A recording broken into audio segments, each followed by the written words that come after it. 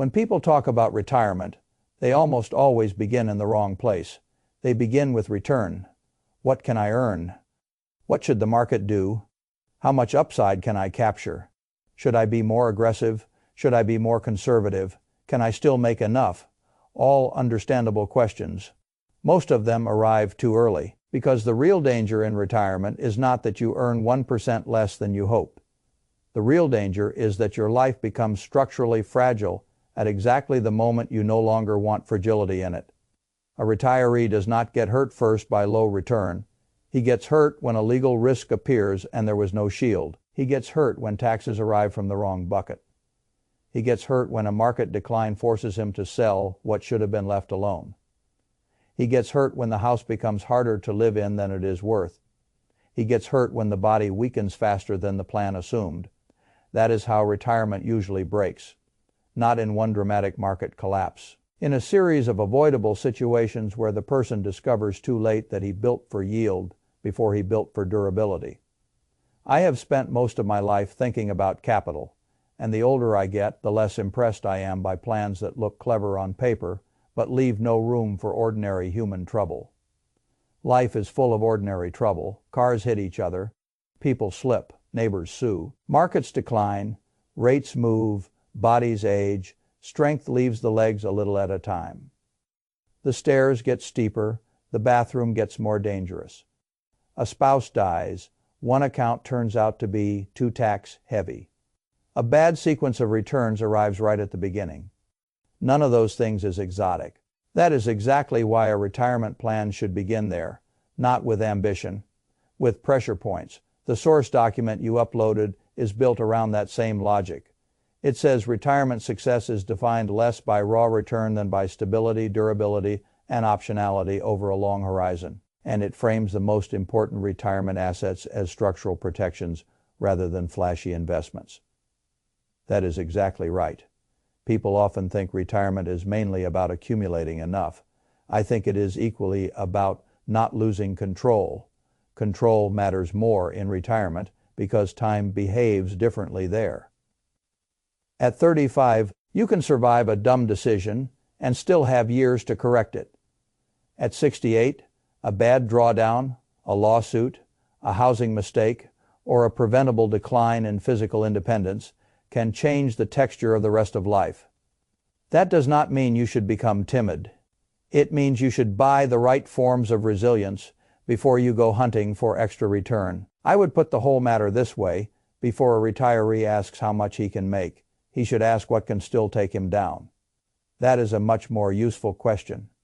And the answers, once you sit with them honestly, lead you toward a certain set of purchases, not stock picks, not market calls, structural assets. The first of them is boring enough that many people dismiss it immediately. Good, boring things often do the most important work. I am talking about liability protection, not debt legal exposure. It is a very different subject. Most retirees do not feel lit up by this category because it does not flatter them. Nobody posts on the internet about their excellent umbrella liability policy. Nobody feels like a capital allocator because they spent a few $100s to expand coverage limits. That is exactly why it is so often neglected. It does not feel like investing, it feels like paperwork. And yet a retiree who has spent decades building a house, accounts, taxable assets, retirement accounts, maybe a brokerage account, maybe simply a lifetime of ordinary prudent accumulation, has finally reached the point where a lawsuit can damage something worth defending. That changes the math. The source transcript says this very plainly. It recommends a personal liability umbrella policy as one of the first retirement assets to buy, explaining that it sits on top of home and auto coverage, can add $1 or $2 million of extra protection for a relatively low annual premium, and is especially relevant because retirees now have assets worth shielding from legal claims. That is exactly the right way to think. Insurance, at its best, converts a catastrophic uncertainty into a fixed predictable cost. I like predictable costs. A retiree should like them even more. A small premium to eliminate the possibility that one terrible driving accident, one badly timed incident on the property, one lawsuit, one unlucky event suddenly reaches into the very accounts intended to fund the rest of life is a sensible trade. What you are really buying is not a policy. You are buying continuity. You are saying, I would rather know this cost in advance than discover the cost through litigation. That is adult thinking. I also think the source text makes an underappreciated point when it mentions the home as a contingency asset later in life. That matters. A house is not merely shelter in retirement. It may become flexibility. It may later become the downsizing reservoir. It may become long-term care capital. It may become the thing that lets the surviving spouse preserve dignity without becoming financially desperate. A retiree who leaves the house legally exposed is not merely underinsured. He is leaving one of his later life contingency levers more vulnerable than it should be. That is why I would say the first structural asset in retirement is the conversion of catastrophic legal risk into a small annual expense that is elegant in the best way. Not exciting. Useful. The next asset is more subtle and more powerful because it changes how retirement income behaves under the tax code and under surprise expenses. I have seen many people enter retirement with two buckets and an illusion of simplicity. They have tax-deferred money and they have tax-free money, an IRA and a Roth, a current income bucket and a long-term growth bucket that can work. It can also leave them exposed in ways they did not expect. The source material calls the missing piece, the middle bucket, and identifies a taxable brokerage account as one of the most important structural assets retirees should own because it offers flexibility that traditional IRA and Roth accounts do not. It explains that withdrawals are generally taxed only on gains rather than dollar. For dollar as ordinary income, making this bucket especially useful for irregular large expenses and for tax planning flexibility. That is exactly right. Retirement is rarely a straight line of equal monthly need forever. A retiree might need a new car. He might want to help a child or grandchild. He might need a home repair. He might decide to take a large trip. He might simply want optionality without forcing every larger spending decision through a fully taxable distribution from a traditional IRA. That is where the taxable brokerage account becomes so valuable. It is not the flashiest account. It is one of the most flexible. Flexibility in retirement is worth more than most people realize. Young people often think of money in terms of maximizing. Older people, at least the wise ones, begin thinking more in terms of optionality. How many ways can I solve this problem? How many ways can I fund this year? How many ways can I avoid turning one large purchase into an unnecessary tax event? How many ways can I keep my future self from being cornered? That is what the middle bucket does. The Roth is often the long horizon asset. The taxable account is the bridge. The bridge matters because life rarely cooperates with the rigid elegance of a spreadsheet, and I have always distrusted plans that assume life will honor the spreadsheet. Tax flexibility is a form of freedom. The retiree with only a tax-deferred account is often in a more brittle position than he understands. The retiree with a taxable bridge can decide more calmly. He can harvest gains intelligently. He can fund a larger expense without mechanically converting every dollar into ordinary income. He can blend withdrawals. He can create better tax years and fewer bad luck years. That is a beautiful thing. Not because it avoids paying any tax, because it avoids paying tax stupidly. There is a vast difference. Now, the third structural asset is one almost everyone already owns in some form, and that is one reason so many people mismanage it. They think familiarity means simplicity. It does not. I am talking about Social Security, and more specifically, the larger benefit in a household and the power of delaying it. The source transcript describes this as longevity insurance through deferring Social Security.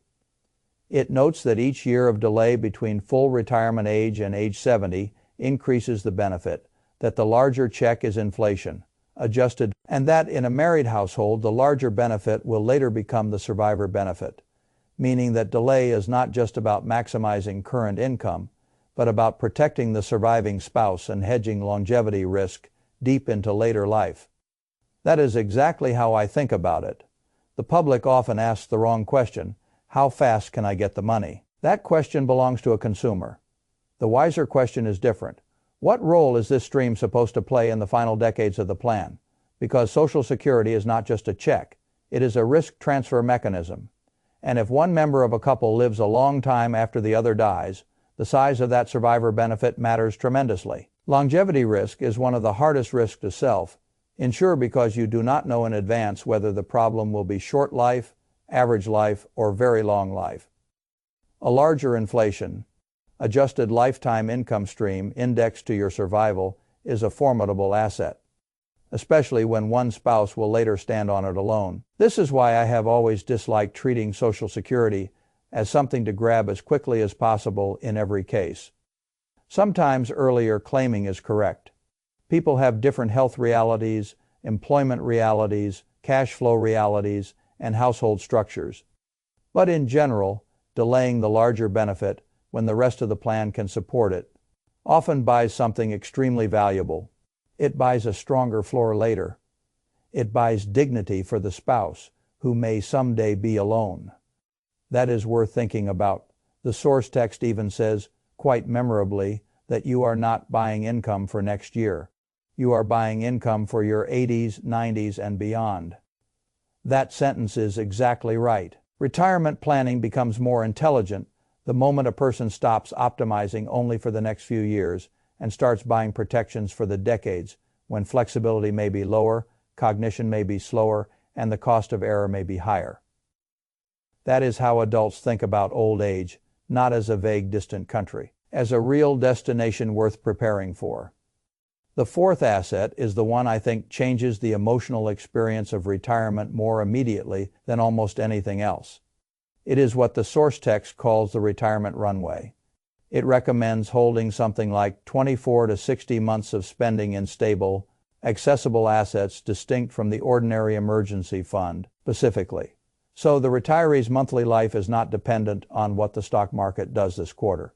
It even gives one possible lineup of money market holdings and diversified government and corporate bond exposures across short, intermediate, and long duration, while emphasizing the purpose is not excitement but time. That is a beautiful idea. I might structure it differently in different lives, because there is no universal portfolio. But the principle is unimpeachable. By time a retiree without a runway becomes emotionally available to every frightening headline. A retiree with a real runway can hear that the market is down, that geopolitics look ugly, that rates move, that some new crisis has appeared, and still know where next month's spending is coming from. That difference is priceless. The source text says this directly too. It notes that without a runway, retirees feel they must react to bad market news, while with the runway in place they already know where next month's paycheck comes from, and therefore do not have to sell growth assets reactively. That is exactly right. Reactivity is expensive, panic is expensive, sequence risk is expensive. The first years of retirement matter more than many people appreciate because a bad start can damage the whole plan in a way a similar bad patch later might not. That is one reason I admire the runway so much. It is not there to produce maximum return. It is there to keep bad markets from forcing bad behavior. People underestimate how much wealth preservation depends not only on asset selection, but on emotional design. If the retiree is structured in a way that requires him to sell productive assets into weakness, the portfolio was not truly built for retirement. A retirement portfolio should not only make sense on paper, it should help the retiree behave sensibly when paper becomes frightening. That is what the runway does. It lowers the emotional temperature of the whole plan. It allows thought, it allows guardrails, it allows selective adjustment, it allows the retiree to say, I do not need to solve this quarter with permanent decisions. That is a profound luxury, and it is exactly the sort of luxury that should be bought before chasing extra yield. I have also always liked the way a runway changes a retiree's posture. He stops consuming market news as instructions. He can let it remain news. That is healthier. The public thinks the answer to uncertainty is prediction. It is not. The answer is preparation. You cannot predict every unpleasant thing. You can buy enough time that unpleasant things stop owning your decisions. That is what the runway really is. time purchased in advance. The fifth asset is one I think the financial world neglects badly because it lives at the intersection of housing, health, dignity, and cost. And our industry often likes categories more than reality. The source text calls it aging, in-place upgrades, and argues that if a retiree is likely to stay in the home long-term, modifications like curbless showers, lever handles, improved lighting, reinforced railings, main floor laundry, and bathroom grab bars can meaningfully extend independent living. It even compares the cost of such modifications with the annual cost of assisted living, pointing out that a $10,000 improvement that lets a person stay home one more year may effectively save $50,000 or more, while also preserving independence. That is an astonishingly sensible way to think. Again, the public often asks the wrong question. They ask, is this home improvement worth it? What they should ask is, what option does this purchase preserve? Aging in place is not just a sentimental idea. It is a cash flow event, a dignity event, a control event, a delay in institutional care, a slower transition, sometimes even a better marital or caregiving reality for a spouse. The house in retirement is not simply the biggest asset on the balance sheet. It is often the operating environment of old age. The wrong operating environment turns ordinary aging into early dependence. The right one can preserve competence much longer. That matters financially and emotionally. I have always believed one of the finest uses of money is to purchase more good years inside a preferred life. Aging in-place upgrades do exactly that. The source text says these purchases are not just safety improvements, but independence, dignity, and time in the home the retiree probably prefers. Yes, that is the real return. The return is not only measured in cash avoided, though the cash matters very much. The return is measured in delayed dependence, in preserved routine, in not having to move sooner than necessary, in not having to live the final good years inside an environment chosen mainly by cost and urgency rather than by preference and familiarity. That is the kind of return many spreadsheets underprice because it is not easy to label cleanly. Still, it is real, and intelligent retirees should buy more of what preserves good years, not only what flatters account statements. Now we come to the last structural asset, and perhaps the most neglected, precisely because it does not look like finance. It looks like health. That is exactly why it belongs here. The source text calls this health span investment and points directly at physical durability. Strength training, mobility, preventive care, basic home exercise equipment, accountability and even body composition tracking tools such as DEXA or in-body scans. It explicitly ties this to sarcopenia, the age-related loss of muscle mass, arguing that maintaining strength and function preserves independence and extends the financial life of the retirement plan itself. That is exactly correct. There is no retirement plan in the world that exists in isolation from the body that must live it. If your body collapses faster than the plan assumed, the plan changes. If your mobility shrinks early, the plan changes. If preventable weakness turns into avoidable injury, the plan changes. The public often behaves as though health spending and financial planning are separate conversations. That is absurd. A retiree who preserves strength, balance, mobility, and functional confidence has not merely improved his health. He has changed the cash demands likely to hit the portfolio. He has changed the timeline of dependence. He has changed the odds of needing expensive help sooner. He has changed the odds that the lifestyle envisioned at retirement remains physically available. This is why I think of strength as a retirement asset. Not a metaphor, an asset. Something that protects future optionality, something that lowers the chance that the plan will be forced into uglier shapes. The source text makes another point I like very much. This is not about aesthetics. It is about longevity of lifestyle. That sentence should be printed on a wall somewhere. A retiree does not need a younger man's vanity. He needs an older man's durability. Can he stand up? Can he carry things? Can he climb? Can he keep balance? Can he avoid preventable falls? Can he remain independent? Those are not side questions. Those are central retirement questions, And if a modest ongoing investment in training, equipment, or data meaningfully improves those odds, then the return may be larger than many financial products pretending to be more sophisticated. I have long believed the body is one of the most underpriced productive assets in a human life. That is especially true in retirement. Now, once you line all 6 of these up, something important becomes visible. They are not random. They are all answers to the same problem. How do I keep retirement from becoming reactive? That is the unifying theme. The umbrella policy answers legal reactivity. The taxable brokerage account answers tax and liquidity reactivity. Social Security delay answers longevity and survivor reactivity.